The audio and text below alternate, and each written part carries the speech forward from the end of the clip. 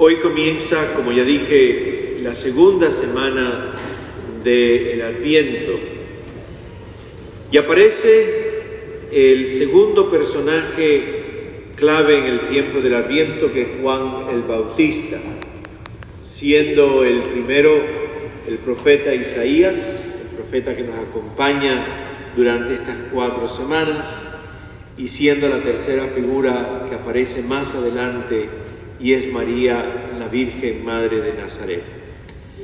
Lucas es el evangelista que nos va a acompañar este año y hoy introduce por primera vez a la persona de Juan el Bautista. Y lo hace de una forma muy única, muy peculiar. Si ustedes escucharon, comienza el texto presentando a los personajes más importantes en ese momento en la historia romana y en la historia de Judea, y también presenta la geografía de esos personajes. Eso es muy propio de Lucas. Lo interesante es que la lista la presenta comenzando con la gente de mayor importancia y va bajando hasta terminar en la persona de menos importancia. Empieza con el emperador Tiberio, era el segundo emperador romano, típico de los emperadores romanos, un hombre muy abusador, de un poder absoluto. El segundo personaje que menciona ya por debajo de Tiberio es Poncio Pilato, un representante del emperador en Judea. Debajo de Poncio Pilato coloca ya al rey Herodes, corrupto, paganizado, gobierna una de las regiones junto con sus otros 2 hermanos que también son mencionados.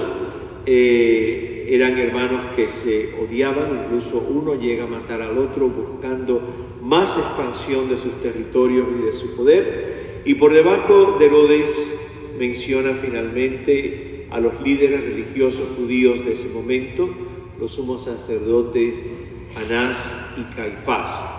Ellos eran básicamente la cúpula del clero, eran muy críticos de Poncio Pilato, de los romanos, y también de Herodes por ser un rey judío extremadamente paganizado, pero al mismo tiempo Caifás y Anás eran muy cercanos a ellos porque tenían intereses personales.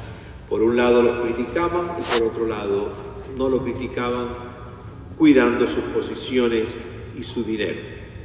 Finalmente, debajo de Anás y de Caifás aparece un hombre muy peculiar. Es una persona que no tiene poder de ningún tipo, ni religioso, no tiene autoridad tampoco, no tiene definitivamente riqueza, vivía una vida extremadamente austera, vivía en el desierto aparentemente solo, y lo único que tiene es la fuerza moral de su persona y su voz, y es Juan el Bautista. Lucas lo presenta debajo de esta lista de personajes poderosos. Lo presenta como un nuevo profeta, incluso coloca en él el cumplimiento de una de las profecías del profeta Isaías para describir la misión y la persona de Juan el Bautista. En él se van a cumplir las promesas de los profetas de Israel, el anuncio de que alguien iría por delante anunciando la llegada de aquel que iba a ser quien traería la salvación y traería la gracia. Sería el último profeta en anunciar la llegada inmanente del libertador y sanador y vida que sería la persona de Jesús de Nazaret. La pregunta es, ¿qué aprendemos de todo esto? ¿Qué aprendemos de una introducción tan única a la persona de Juan el Bautista en el Evangelio de Lucas? ¿Y qué aprendemos también, y esto es muy importante, del desierto? El desierto vuelve a aparecer en las Escrituras, un lugar que constantemente habla de Israel y del encuentro con Dios. ¿Y por qué el desierto aparece una vez más en este texto? Bueno, lo primero que Lucas nos recuerda al presentar a Juan el Bautista debajo y el último de esta larga lista de gente tan poderosa, y lo presenta como un hombre realmente sencillo que vive en el desierto, Juan el Bautista nos recuerda una vez más que Dios es un Dios de sorpresas y que Dios irrumpe en nuestras historias de formas nuevas y formas sorprendentes. Lucas es el único evangelio que contiene la anunciación de Gabriel a María y la presenta también como una muchacha en Nazaret. Nazaret básicamente en la época de Jesús y de María y José era un caserío.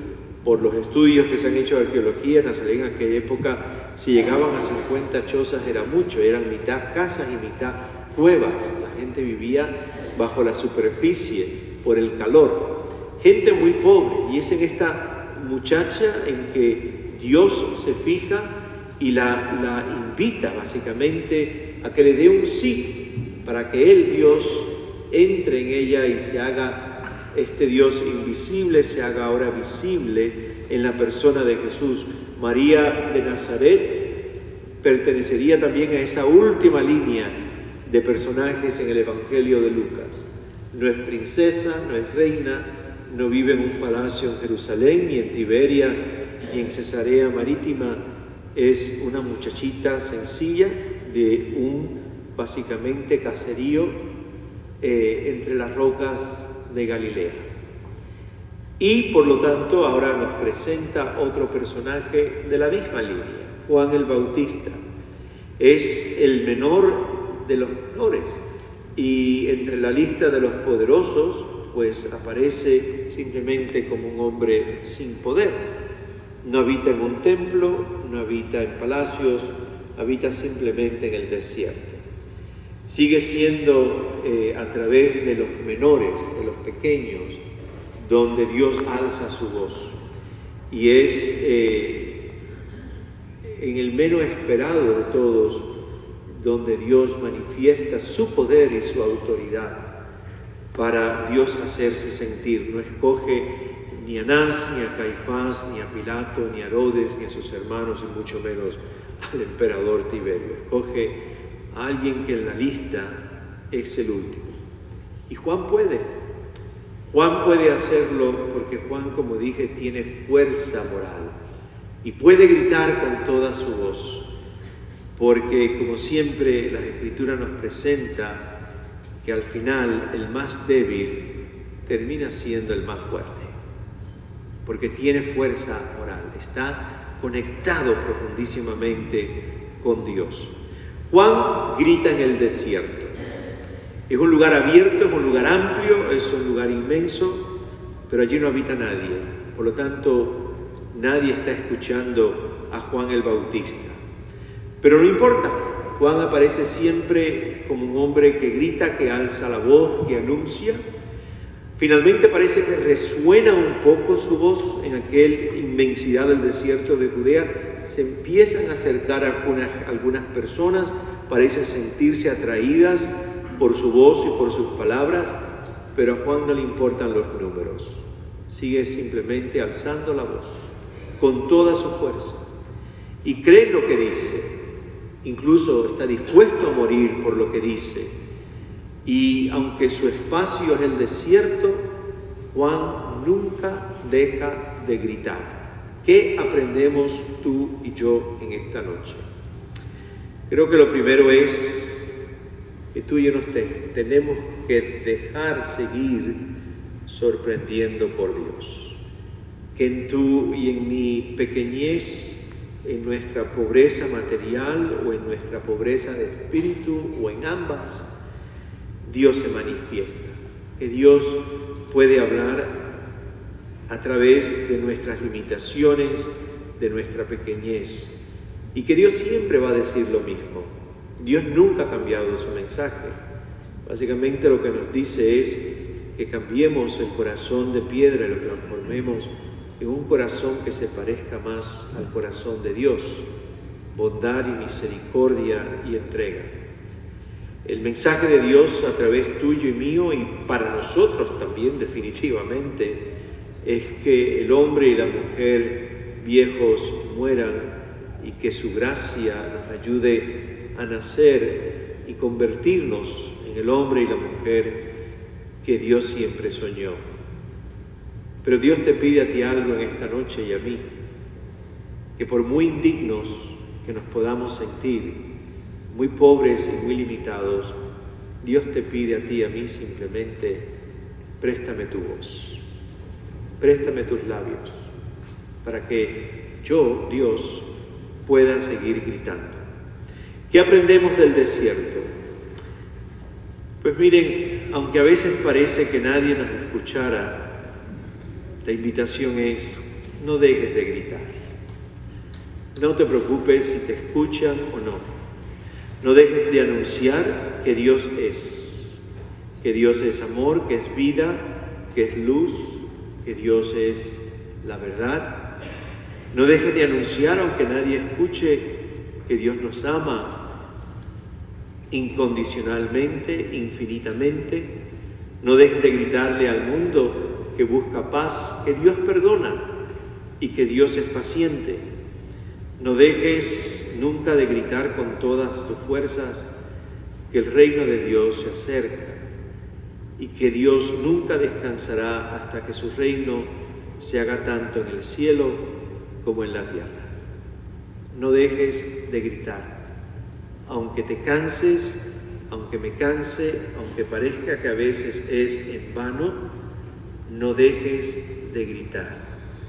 No importa que a veces no nos escuchen, porque repito, no se trata de números, sino se trata de que tú y yo seamos fieles a lo que Dios pide de ti y de mí, con toda la fuerza de nuestro corazón. Se trata de gritar al mundo que el Evangelio, el reino de Cristo, es real y auténtico, de que su mensaje es una buena noticia de esperanza, que su reino de paz, de justicia, el reino de Cristo se acerca. No dejemos de gritar, aunque parezca que nadie nos escuche. La semana pasada yo nombré a la primera vela del Adviento, la nombraba la vela de permanecer, de no escapar, de orar y de esperar. La segunda vela del Adviento que vamos a encender ahorita, yo la he nombrado gritar. Gritar con toda tu voz y con la mía en el nombre de Dios. Pero estar seguro que lo que gritamos no son anuncios de desastres y de miserias. Lo que anunciamos es la buena noticia del Evangelio. Cristo Jesús, su reino y su presencia. En silencio pídele ahora al Señor, al encender la segunda vela, que aunque a veces nos sintamos cansados, desanimados, no dejemos de gritar, no dejemos de alzar la voz en el desierto. Prepara tu corazón, el reino de Dios se acerca. En silencio pedimos no callar, sino gritar.